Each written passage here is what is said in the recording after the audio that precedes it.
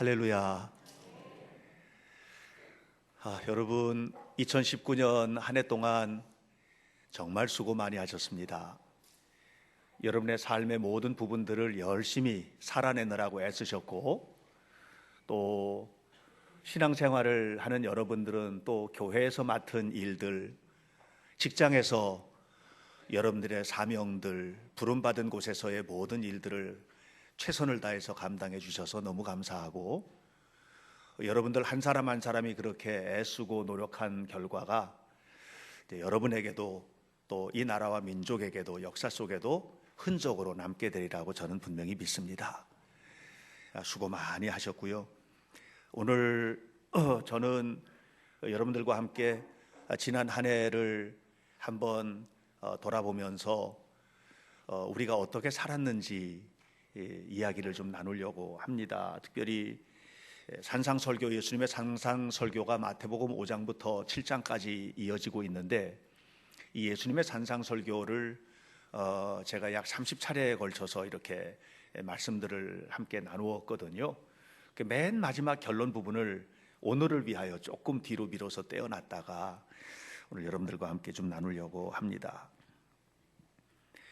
오늘 성경은 반석 위에 집을 지은 지혜로운 사람, 또 모래 위에 집을 지은 어리석은 사람에 관한 이야기인데, 여기서 말하고 있는 반석 위에 집을 짓는 것 또는 모래 위에 집을 짓는 것은 집 건축하는 얘기 아닌 거 여러분 다 아시죠? 이건 건축학에 관한 이야기를 하는 것이 아닙니다. 우리들의 삶, 우리들의 인생, 우리들의 삶을 어떻게 세워왔느냐 하는 것이에요. 다시 말하면 예수님께서 마태복음 5장과 6장과 7장에서 그리스도인들은 이렇게 살아야 한다 하는 얘기를 쭉 해오셨는데, 그런데 정말 멋있게 여러분의 인생의 집들을 지어왔느냐 하고 다시 한번 물으시는 것입니다. 사실 집을 건축을 할 때에 겉으로 드러나 있는 부분들은 잘 보이지요. 그런데 그 집을 세우기 위한 기초는 눈에 보이지 않는 것 아닙니까?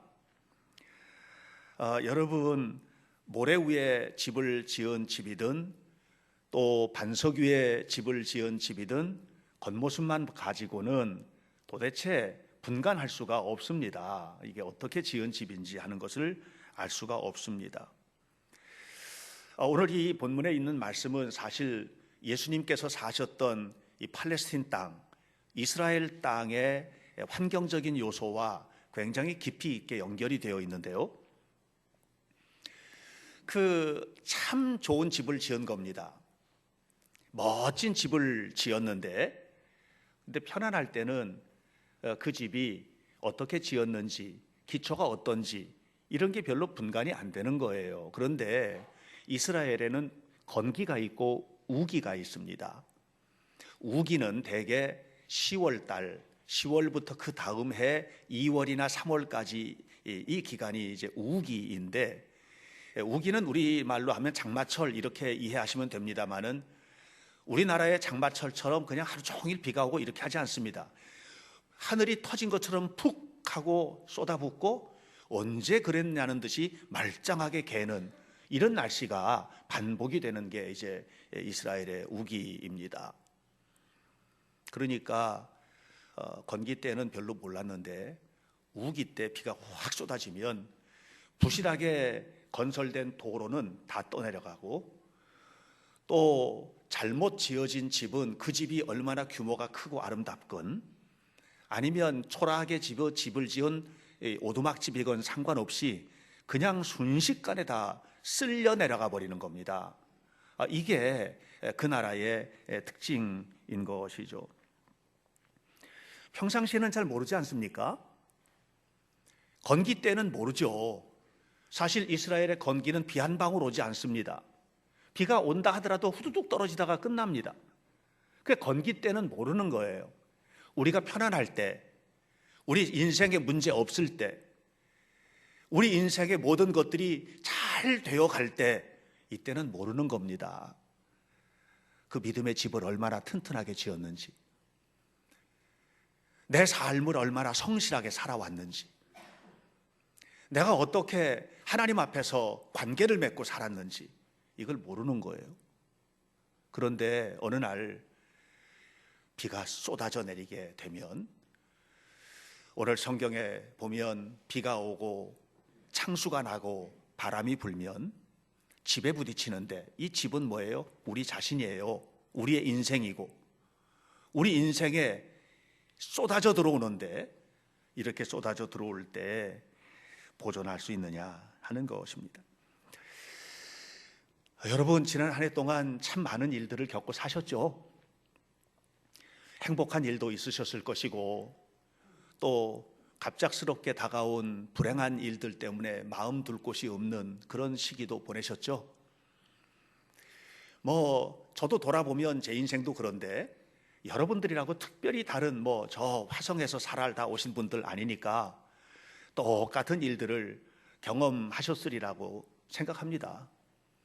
어떤 날은 밤새도록 잠 한 잠 이루지 못하고 괴로움으로 밤을 샌 날도 있으셨을 것이고, 어떤 날은 너무 기뻐서 잠이 안 오는 그런 날도 있으셨을 것 아니겠습니까? 우리 다 그렇게 한 해를 살아왔는데, 문제는 우리가 어떤 사건 앞에 섰을 때에 그것이 비가 오고 창수가 나고 바람이 부는 것 같은, 그래서 그 부딪힘이 심하게 되었을 때, 그런 고통스러운 자리에서 여러분이 버텨낸 것은 여러분의 힘이 아니라는 거예요. 오늘 성경은 그 얘기예요. 여러분이 버텨낸 것은 여러분의 능력이 아니라는 거예요. 우리는 그거를 이겨낼 만큼 강하지 못해요. 지난 한 해 우리가 살아온 부분들을 한번 돌아보면서 제가 여러분에게 질문을 합니다. 그 질문은 뭐냐 하면, 바로 그때 비가 오고 창수가 나고 바람이 부는 바로 그때에 버텨낼 만한 기초를 가지셨습니까? 그걸 견뎌낼 만한 기초를 가지셨습니까? 오늘 성경은 그 기초가 말씀이라고 이야기하고 있습니다. 하나님의 말씀, 그 말씀을 믿는 나의 믿음, 이게 힘있게 버텨낼 능력이 되는 거예요. 그래서 산상설교를 쭉 해하신 예수님이 마태복음 5장, 6장, 7장에서 정말 많은 얘기들을 하셨잖아요. 주옥과 같은 설교를 하셨어요. 그 어마어마한 설교를 마무리하면서 24절에서 이렇게 말합니다. 그러므로, 다시 말하면 다 들었지? 이렇게 사는 거야 그리스도인은. 그러므로 누구든지 이 말을 듣고 행하는 자는, 그리고 26절에서 나의 이 말을 듣고 행하지 아니하는 자는, 이렇게 나누고 있어요. 다시 말하면 하나님의 말씀이 내 삶의 기초가 된 사람은, 그리고 또 하나는 하나님의 말씀하고 전혀 상관없이 세상적으로 산 사람은, 이게 어느 날 차이가 나느냐?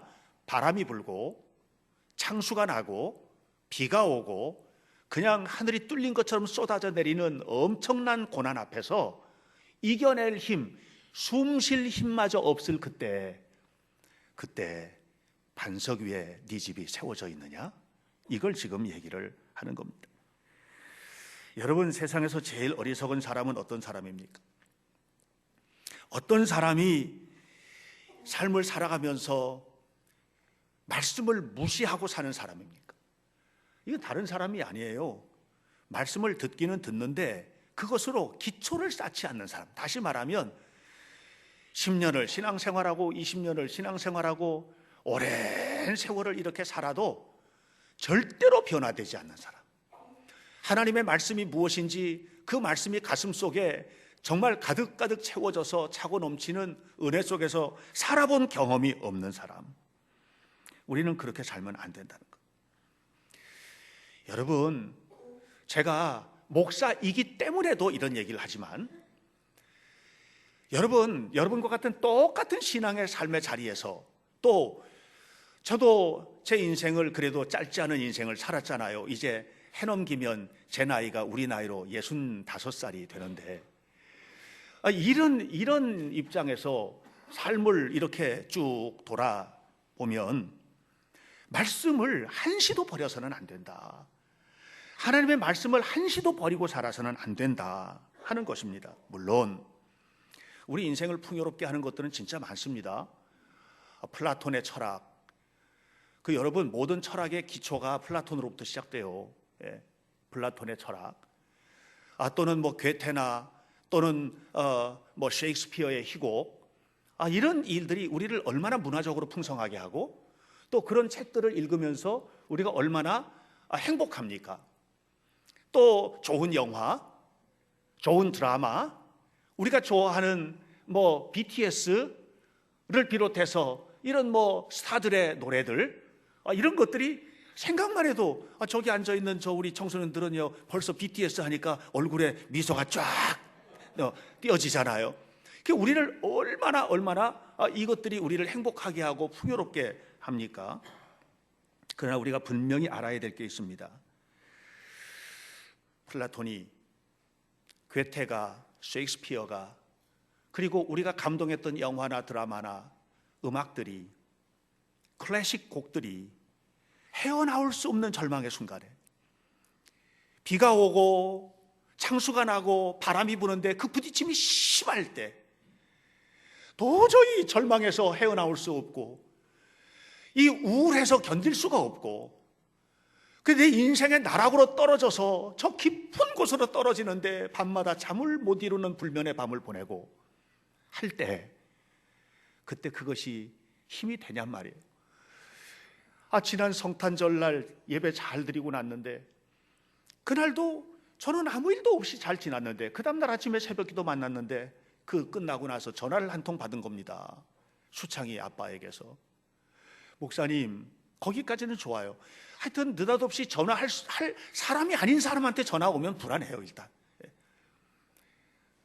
목사님 큰일 났어요. 그런데 가슴이 덜컥 내려앉는 거예요. 그리고서는 통곡을 하는 겁니다. 수창이가 죽었어요 하면서.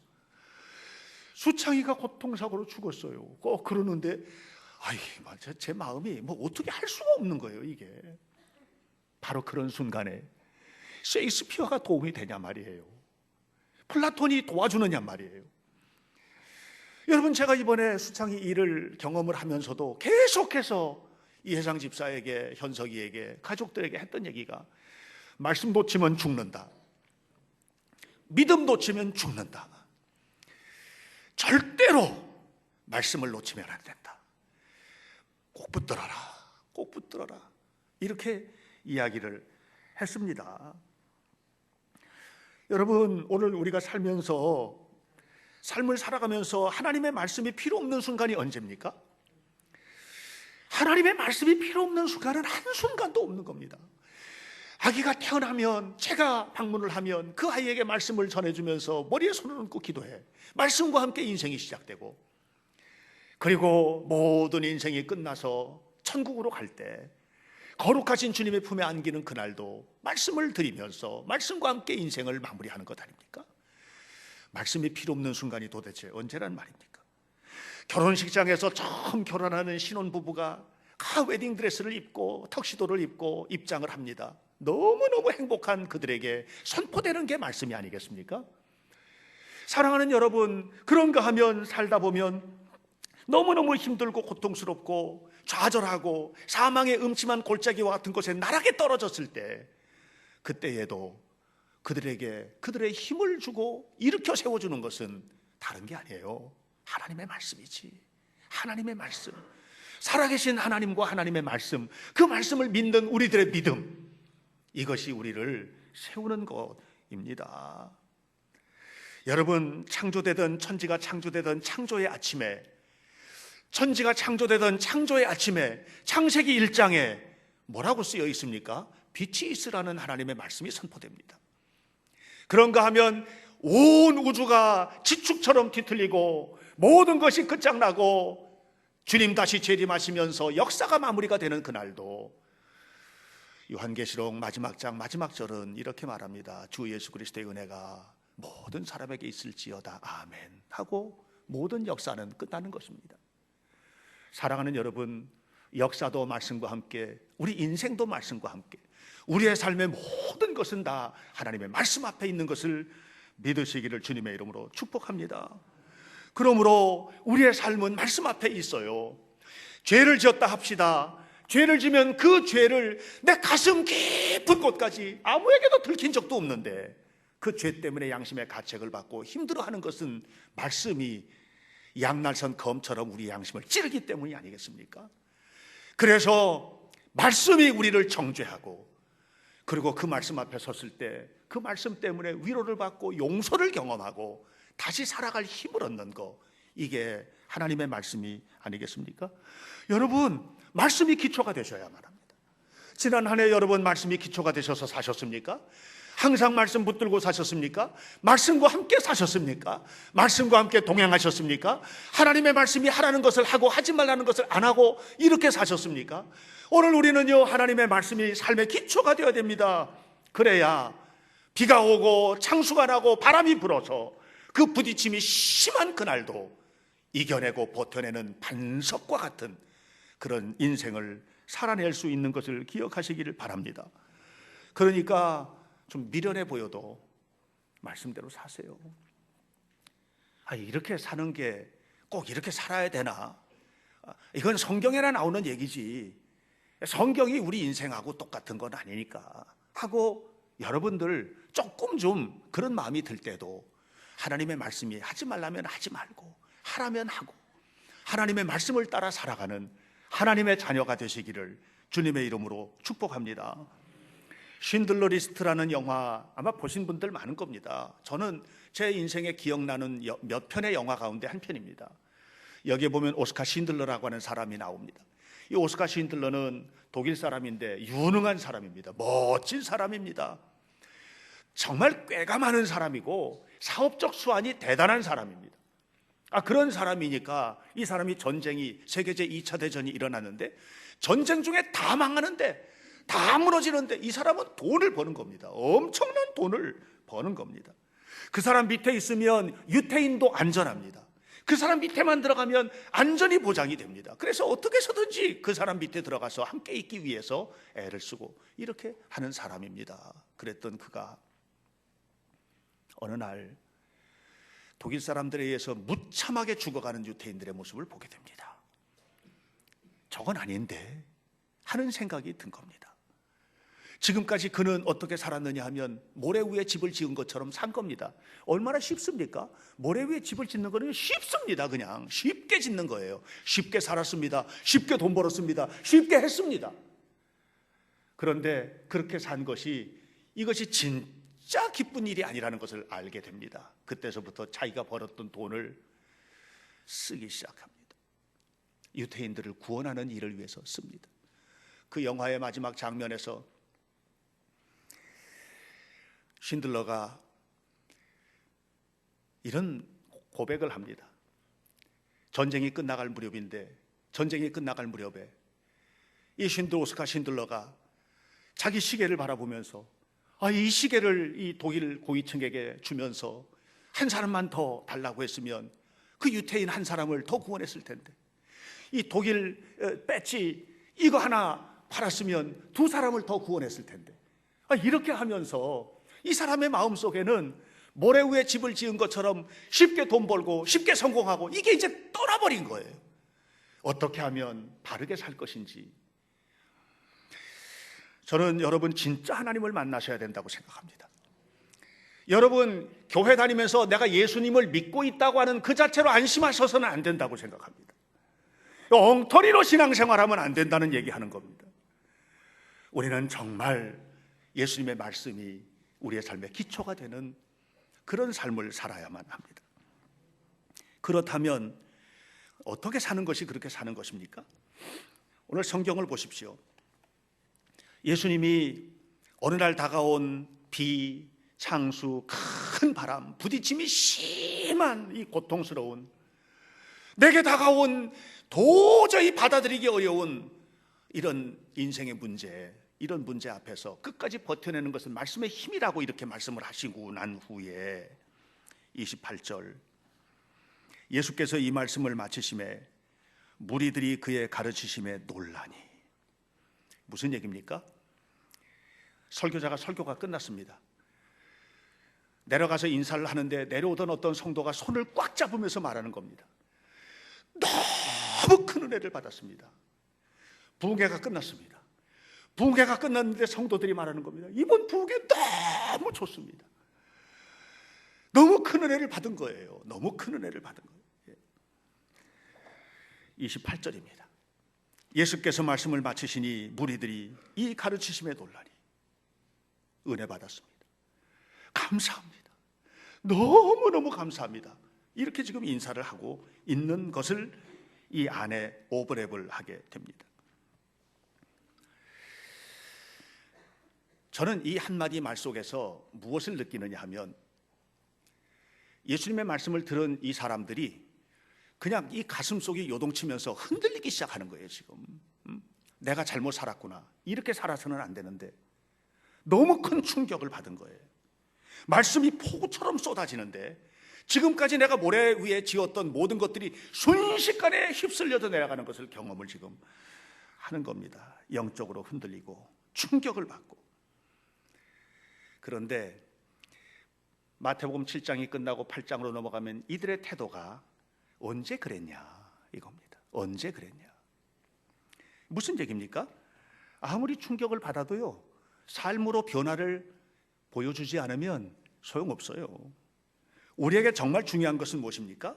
행동으로 복음에 반응하는 겁니다. 행동으로 복음을 증명하는 겁니다. 여러분의 행동이 복음을 나타내야 되는 겁니다. 내가 내 마음속에 말씀이 지금 들어와 있는데 내 마음속에 들어와 있는 이 말씀이 내 삶을 흔들어 놓는 겁니다. 갈등이 와야 돼요. 설교를 들으면서 오늘 설교 너무 좋아, 이런 거 필요 없습니다. 진짜 중요한 것은 그 말씀 한 귀절 한 귀절이 양날선 검처럼 우리의 심장을 찌르고 수술을 시작을 해야 되는 거예요. 말씀을 듣고 놀라는 것으로 충분하지가 않습니다. 아무리 대단한 설교, 요즘은 설교자들이, 엄청난 설교자들이 얼마나 많습니까? 대한민국에 유튜브만 들어가고 방송만 틀어도 얼마나 대단한 설교들이 쏟아져 내려옵니까? 그런 설교, 수백 명의 설교를 들어도 소용없습니다. 이 땅에는 좋은 교회가 얼마나 많습니까? 유명한 교회도 얼마나 많습니까? 그런 좋은 교회 다녀도 소용없습니다. 주님께서 오늘 이 말씀을 통해서 우리에게 도전하시고 충격을 주시는 것은 행동으로 복음에 반응해, 말씀에 대해서 네 행동으로 증명해, 이 얘기하는 겁니다. 한 걸음만 옮겨, 힘겨우면 한 걸음만 옮겨, 말씀의 방향으로 한 걸음만 옮겨, 한 걸음만 옮겨. 그 걸음이 100걸음이 될 것이다. 그 걸음이 네 인생이 될 것이다. 방향을 틀어라. 방향을 틀고 한 걸음을 옮겨라. 그것이 네 평생에 너를 반석과 같은 인생으로 이끌어 갈 것이다. 이것이 주님의 말씀입니다. 저는요, 그런데도 많은 성도들이 예수님의 말씀을 들으면서 그냥 은혜 받는 것으로 만족하고, 다시 말하면 오늘 성경 28절에서 만족하고 그 다음에 변화된 삶으로 나아가지 않는 모습들을 너무나 많이 봅니다. 그러나 주님은 그런 사람들에 대해서 놀라운 충격을 말씀해 주시잖아요.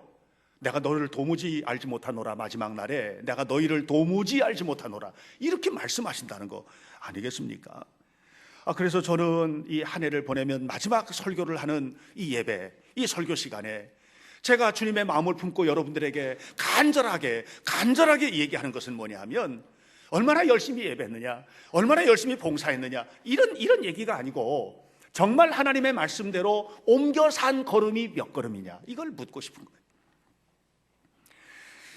제가 성경을 보면 구약 성경, 특별히 이 사무엘서를 이제 제가 올해 우리 지방 사경회 때 사무엘서를 강의를 해야 되기 때문에 그거를 연구를 하다가 오늘 성경 본문과 관련해서 정말 너무 똑같이 비교가 되는 그런 두 사람의 인물을 보게 됐어요. 그것은 사울과 다윗이에요. 여러분, 사울은 어떤 사람입니까? 사울 왕은 정말 능력자입니다. 사울 왕은요, 능력이 대단한 사람이고요, 그에게 주어진 모든 역할들을 충실하게 수행하는 그런 사람이 바로 사울 왕입니다. 그런데 이 사울 왕에게 모든 일은 어떤 결과를 가져오냐면은, 어떤 일이 이루어지든 간에 내가 책임져야 된다는 생각을 가진 사람이에요. 이게 사울이에요. 멋있죠? 여러분, 어느 단체에서 사건이 발생해. 그거 내가 책임질게. 멋있죠? 멋있잖아요. 어려운 일이 생기고 힘든 일이 생겨도 내가 책임질 거야. 멋있잖아요. 사울이 그런 사람이에요. 사울의 머릿속에는 온통 백성이 있습니다. 얼마나 멋있는 왕입니까? 하나님이 진멸하라고 명하신 아말렉과의 전투, 모든 것을 진멸하라 했는데 사울은 진멸하지 않습니다. 그리고 어떻게 하느냐? 그 모든 전리품들을 몽땅 모아서 백성들에게 나눠준, 백성들에게. 얼마나 멋진 왕입니까? 백성들이 볼 때는요, 최고의 왕이에요. 최고의 왕. 이것이 바로 사울 왕이었던 것입니다. 그런데 하나님이 싫다는 거예요, 사울이. 왜냐하면 네 생각대로 네 뜻대로는 사는 거는 너무 잘하고 백성들을 돌봐서 사는 것도 잘하는데 그 머릿속에, 가슴속에 하나님의 마음을 헤아리는 게 하나도 없다는 거예요. 여러분, 이렇게 살아가는 게 튼튼한 것 같으죠? 사울과 그의 가문은 비가 오고 창수가 나고 바람이 불 때 다 쓸려가 버리고 말았습니다. 우리는 그렇게 살면 안 돼요. 그런데 다윗은 다른 거예요. 다윗은 미련할 만큼 말씀에 집중합니다. 어떤 경우에도 말씀에 집중합니다. 이 다윗이 말씀에 집중하는 태도는요, 정말 눈물겨울 정도로 말씀에 집중을 합니다. 모든 것을 동원해서 자기를 죽이려고 하는 사울 왕, 그 사울 왕을 기름 부어 세운 왕이니까 털끝 하나도 건드리지 못하게 합니다. 그거 그냥 죽여버리면, 기회가 있었거든요. 죽여버리면 얼마든지 편해질 수 있는데 절대로. 왜? 하나님께서 기뻐하는 일이 아니다, 이렇게 생각을 하는 거예요. 나중에 그가 잘못된 죄를 짓습니다. 순간의 정욕을 참지 못하고 부하의 아내를 가로챈 겁니다. 몰래 했는데 하나님 앞에 들킨 거예요. 그게 들켰을 때, 딱 들켰을 때 그 일을 말하는 사람 죽여버리고, 누구든지 이 일을 다시 한번 언급하는 자는 왕의 권위를 손상하는 것으로 알고 싹 다 처리할 수도 있습니다. 근데 그렇게 하지 않았습니다. 뭐 했는 줄 아세요? 하나님 앞에 엎드려서 가슴을 찢으면서 회개를 시작하는 거예요. 하나님이 그거 싫다고 하니까, 그렇게 살면 안 된다고 하니까 엎드려서 가슴을 찢으면서 회개를 시작해요. 이게 다윗입니다. 미련할 만큼 말씀에 집중한 다윗. 그의 인생에 얼마나 바람이 많이 불었습니까? 여러분, 그의 인생에 얼마나 창수가 났습니까? 아예 근간을 흔들어버리는 일들이, 사건들이 얼마나 많이 나왔습니까? 다윗의 인생은요, 버텨내서 버티는 게 아닙니다. 반석과 같은 말씀이 그를 이기게 한 거예요.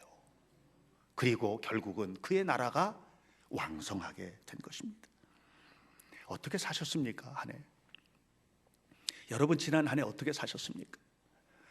제가 한 해를 마지막 보내는 이 주일에 여러분 한 사람 한 사람 모두를 개인적으로 만나서 지금 말씀을 하는 거예요. 주님의 성령께서 말씀하시는 거예요. 어떻게 사셨습니까? 말씀이 주인이었습니까? 여러분 똑똑한 머리, 그 많은 경험들, 여러분이 생각하고 있는 그 생각 때문에 한 걸음도 마음의 빗장을 내려놓지 못하고 걸어온 길은 아니었습니까? 여러분이 하는 모든 행동들이 정말 하나님이 기뻐하셨을 것입니까? 어떻게 사셨습니까? 저는 우리 현대교회 성도들 반석과 같은 믿음 위에 말씀이 기초가 되어서 살아온 한 해였으리라고 믿습니다. 그리고 이 한 해의 문턱을 넘어서 또 다른 한 해를 맞이할 때에도 여러분의 마음속에는 오직 주를 경외함과 하나님의 말씀이 내 안에 가득한 것을 가지고 주와 함께 동행함으로 여러분의 인생에 다가오는 비와 창수와 바람과 이 부딪힘이 심한 고난과 고통이 다가와도 넉넉히 이겨내고 승리하는 은혜로운 성도들의 삶이 되시기를 간절히 축원합니다. 기도하겠습니다.